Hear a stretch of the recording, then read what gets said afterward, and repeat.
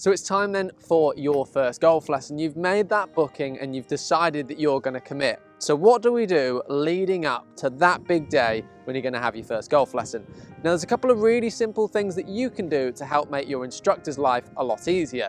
Now step number one will be actually go relatively prepared. So if you can go to the driving range or play beforehand, have an idea in your head, what is it that you want to work on? Is it a case that when you're hitting shots, they tend to slice too much? Are you misstriking the ball at the bottom end? Do you want to gain more distance? Go with one clear thing in mind, and that'll help us then really dial in to fix that one thing. Now, this can be done in a couple of ways. We could do it at a driving range, like where I am now. I could pick a target on the driving range here and go, right, I'm going to hit some balls towards it. What is my common miss? What has made me book this golf lesson? And that then will give you the best chance to make the most of that experience and hopefully get the most out of the half an hour or hour or so that you have booked.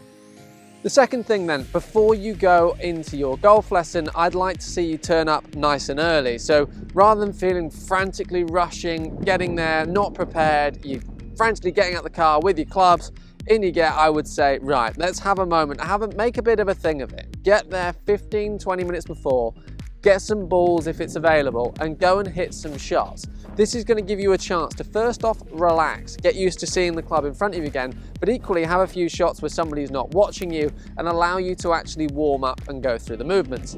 Equally, it means you don't spend 15 minutes of your pay or time that you're paying for with the instructor just warming up and hitting balls. So the extra £2 you might spend on some balls is going to be hugely worth it. So thing number three is going to be go prepared for your golf lesson.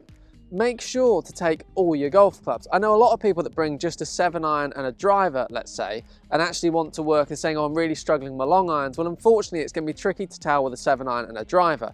Make sure you take the appropriate clubs, and I think it's easier just to bring all of them. If you bring all your clubs, if you then have, let's say you solve it really quickly, let's say 15 minutes in, you start hitting it really well, you've got a chance then to go, I'm just struggling slightly with my wedges. Would you mind if we had a quick look? I feel like I've got this nailed, I'm just struggling with this. And then I'm sure they'll be more than happy to do so. That then is going to allow you to make the most of that time that you're paying for. And equally, you've got more chance behind hitting in front of somebody that knows what they're doing and knows how to analyze your golf swing. So I'd say certainly during the lesson, if you struggle with anything or any of the information, certainly if it's your first golf lesson, do make sure to say, I don't quite understand that, or can you run through that again? There's no point leaving if you're still a little bit confused about what's happened. Sometimes there are people that will stand, and I'm probably one of those people that I'll stand there, and if I don't quite say it, I go, yeah, got it. And you think, I haven't quite got that. You know, you essentially are the paying customer. It's worth you making sure that you get all the information you want out of that session. So then I guess then we start to get to the point of almost after the lesson, what to do. Now, something I always encourage my clients to do is to stand and hit some shots afterwards. Now, if you can spend 15, 20 minutes or a bucket of balls afterwards, practicing what you've been through in the lesson, it allows it to stay really fresh and you've still got that feeling. Your muscle memory is still accepting that information as such. You're still understanding the movement. So after that, I'd say get a couple of practice sessions in if you can before you see them again. This is just going to allow you to make the most of those changes and not feel like you've got changes upon changes upon changes stacked on each other and it all feeling new. Gives you a chance to adjust and get used to the actual golf swing or your new golf swing. Another really big thing as well is when you're then taking this out on the golf course, do make sure to do the changes as much as you can. There's a lot of people that go, oh, I'm playing tomorrow, I'll just go back to my old swing. Let's use the new swing. The new swing is what's going to give you the better results in the long run.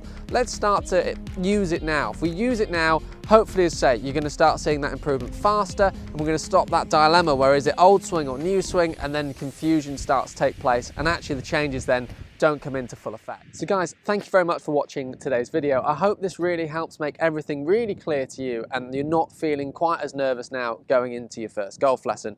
I know it can feel daunting and whatever, and we've been through all that, but I promise you it's a good experience, and essentially you have booked it to get better, and hopefully that's what's going to happen.